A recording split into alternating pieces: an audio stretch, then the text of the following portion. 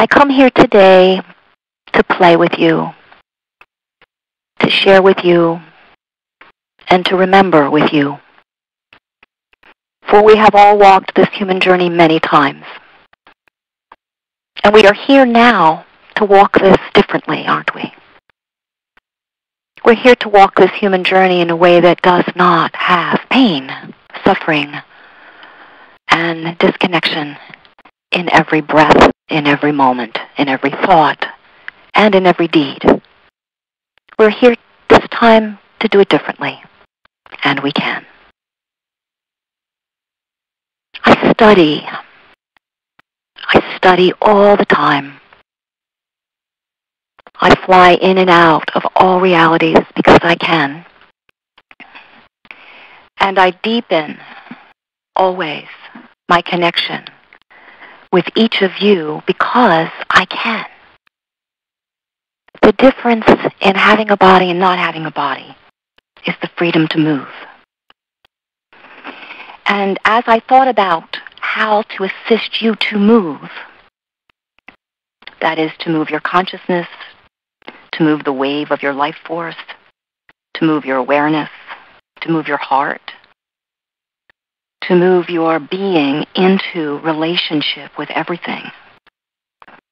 The idea of using the heart fibers came to me quite gradually as I thought about what is the most deliberate, easy, clear, and direct way to make connection. How can we actually, as human beings, supersede our judgment, our thought process, our ideations of separation, and show up for the world? How can we do that? How can we provide the deepest experience in each moment of our life without any condition on it whatsoever? Without the idea that we are limited and can only affect certain people at certain times in certain ways. And as I studied, I spoke to, sat with, and surrounded myself with the greatest teachers of all time. I interrupted them. I dogged them. I followed them. And those of you who know me know that I am very persistent. And the one thing they all said was the heart is the way home. There is no way around the heart being the way home. But they also told me that it is not necessary to have emotional ideation around what the heart means for the heart to be the way home. It is not necessary for there to be a thought process involved in loving, in connecting, in lifting, in being. So of course I scratched my head because every major spiritual path says you have to love, be kind, have compassion, forgive, call your enemy in, forgive the enemy, stop having enemies, all kinds of conditions.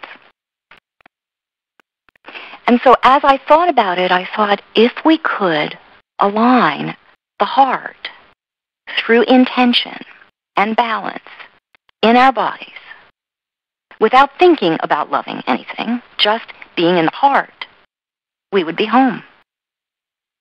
And in direct opposition to the current ideation that you have to love first, the heart would bring us to love.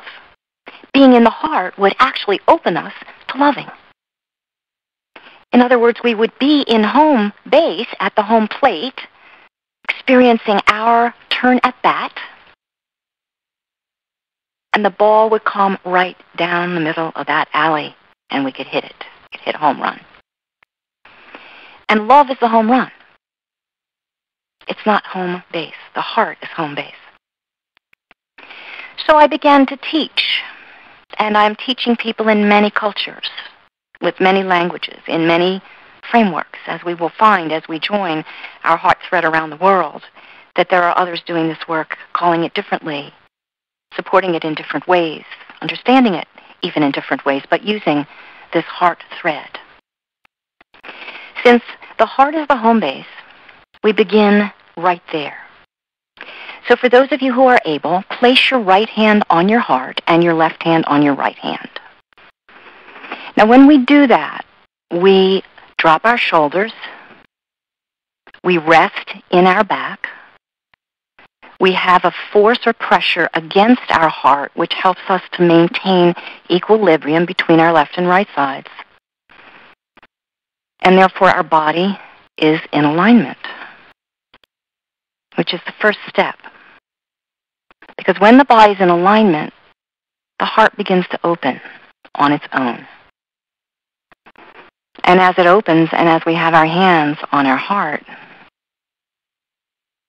we're resting at home base. And this is, of course, the space that starts our life and ends our life in each of our incarnations. Because in each of our incarnations, the heart is the first and last, it is not just beating, it is stillness as well, which means that the beating and the stillness are together. And as they are together, there's no time. So when we place our awareness in our heart home base, we are outside of time and the wisdom of all of those lifetimes. All of those experiences of coming and going and being and doing and having and not having and wanting and not wanting. And being happy and being sad and being dark and being light and being up and being down and being a child, being an adult and a teacher and a student, and all the configurations are present.